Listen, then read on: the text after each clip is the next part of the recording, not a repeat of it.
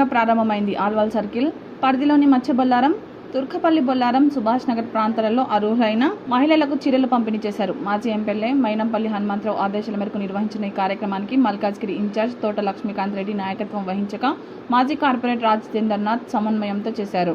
మహిళల సంక్షేమం కోసం రాష్ట్ర ప్రభుత్వం అనేక కార్యక్రమాలు అమలు చేస్తోందని నాయకులు పేర్కొన్నారు. ఆల్వాల్ సర్కిల్ పరిధిలోని 190, 191, 192, 193, 194 డివిజన్లలో ఈ చీరల పంపిణీ కార్యక్రమం కొనసాగుతోంది.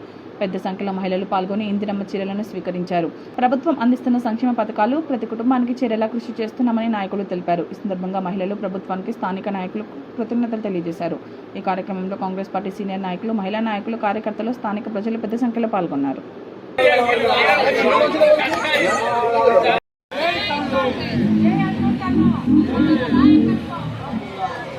జై కాంగ్రెస్, నాయకత్వం, నాయకత్వం, నాయకత్వం.